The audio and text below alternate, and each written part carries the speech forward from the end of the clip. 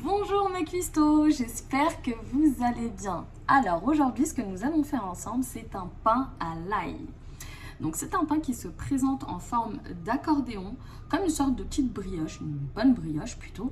Et vous allez voir, c'est juste magnifique à la vue et c'est magnifique aussi au niveau du goût. Donc là, vous avez de quoi ravir vos convives ou bien votre famille. Donc on va le réaliser ensemble, on va faire une pâte qu'on va laisser poser et on s'occupera du reste petit à petit, étape par étape, en vidéo. Pour ceux qui ne le sont pas encore, n'hésitez pas à vous abonner et surtout à liker mes vidéos. À tout de suite.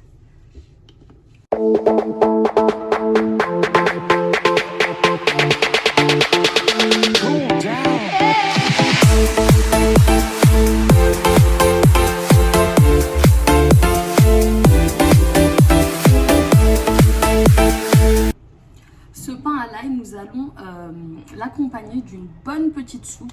Donc c'est à vous de voir selon les légumes que vous allez avoir dans votre réfrigérateur. Moi je pense que je vais aller sur poireaux, carottes, pommes de terre, en fonction de ce que j'ai dans le frigo. Donc je verrai à ce moment-là. Alors pour notre pain à l'ail, on va commencer par la levure. On va mettre 30 g d'eau. Voilà. Et je vais mettre un sachet de levure boulangère. Vous pouvez également mettre 20 g de levure fraîche. Donc vous mettez bien sur le côté pour que ça aille pas au niveau des lames. Et du coup, une cuillère à café de sucre.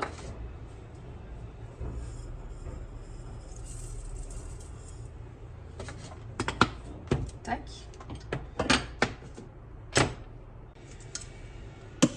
Et on va activer notre levure. Donc 2 minutes, même 1 minute 30, 37 degrés, vitesse 2. Je vais maintenant venir mettre 500 g de farine.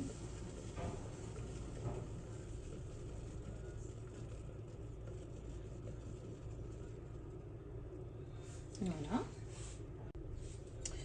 Une cuillère à soupe de sucre que je vais venir mettre d'un côté. Une cuillère à café de sel que je mets de l'autre côté. 20 g d'huile d'olive. Hop. Ensuite, je mets mon couvercle sans le gobelet doseur et je vais venir pétrir pendant 15 minutes. Tac. Et je vais ajouter de l'eau progressivement. Vous allez ajouter 280 g d'eau. Désormais, je peux fermer le couvercle avec mon gobelet doseur. Voilà, une fois le pétrissage terminé, ça donne ça. Vous voyez la pâte, comment elle est? Comment elle se présente? Vous voyez? Elle est bien souple. Donc maintenant, on va activer le mode fermentation pour laisser pousser la pâte beaucoup plus rapidement. Donc ça se fait avec le Thermomix. Si vous ne l'avez pas, comme d'habitude, vous chauffez un petit peu votre four à 30 degrés et vous mettez votre pâte pendant 1 heure du coup pour la pousse. Pour le mode fermentation, les filles, vous allez venir prendre votre varoma, mettre du papier sulfurisé par-dessus. Donc le varoma, c'est ça. Vous mettez le papier sulfurisé par-dessus. Vous allez mettre un peu de farine et vous allez venir mettre votre pâte à l'intérieur. Vous tournez le pour faire tomber votre pâte facilement. Vous tournez du coup la cuillère qui est juste là. Vous formez une boule.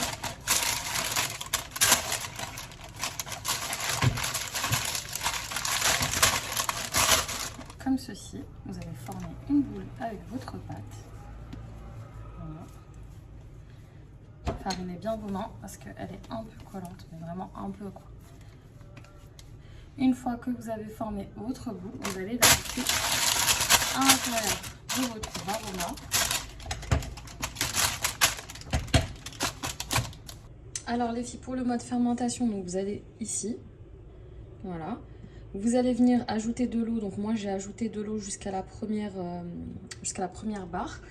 Ensuite j'ai mis, très important, mettez du citron. Donc j'ai mis du citron, du jus de citron, pour éviter l'oxydation de mes couteaux. Ensuite, vous allez venir mettre votre couvercle. Vous allez poser votre varoma avec du coup la pâte à l'intérieur, le couvercle du varoma, voilà, comme ceci. Et du coup, on va activer 1 heure.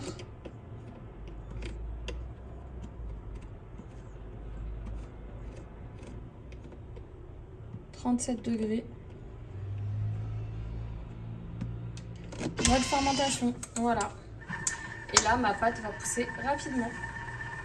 Et voilà, la fermentation est terminée. Vous allez dégazer la pâte. Alors, en attendant, dans mon thermomix, je suis venue mettre 4 gousses d'ail. Et je vais mettre du persil, donc un bouquet comme ceci. Et du coup, on va hacher, hop, 4 secondes, vitesse 7.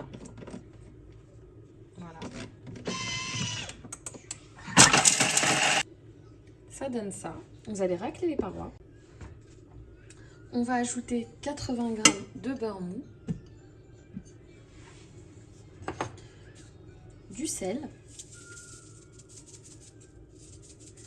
une demi-cuillère à café à peu près, bon ça c'est selon vos goûts, du poivre,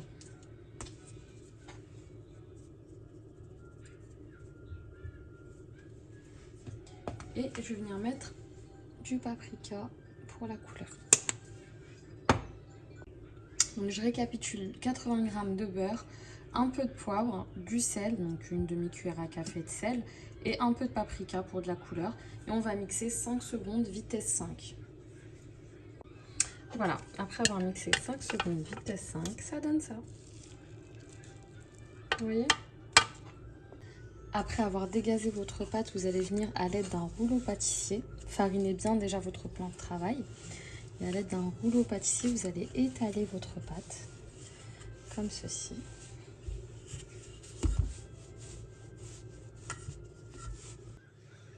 Une fois votre pâte étalée, vous allez déposer votre mixture et l'étaler.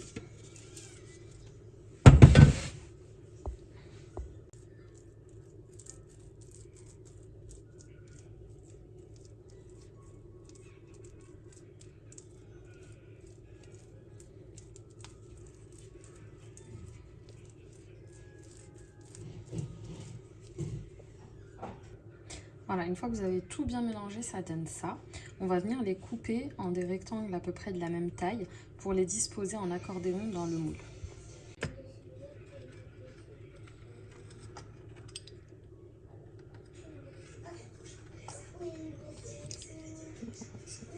Comme ça.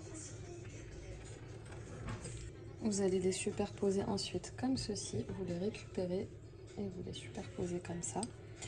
Hop. Je récupère tous les bons morceaux au départ. Voilà.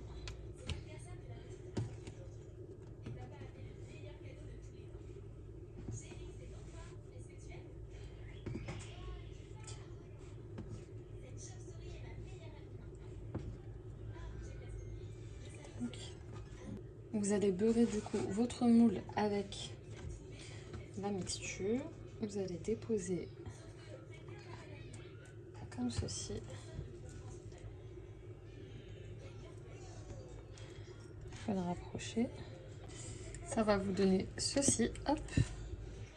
Voilà. Et il n'y aura plus qu'à enfourner. Là, je vais venir ajouter ce qui me reste du coup de ma mixture.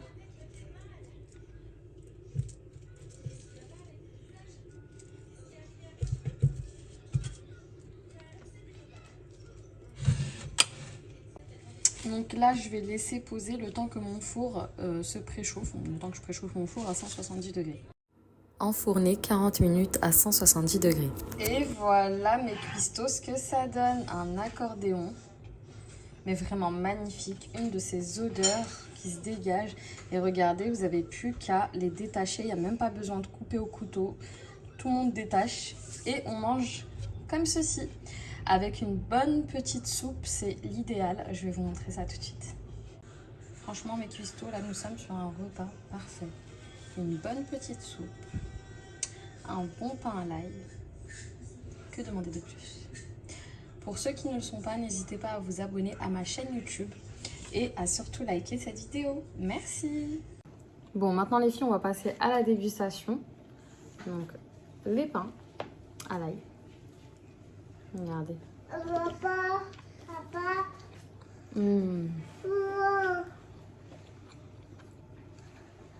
C'est vraiment magnifique.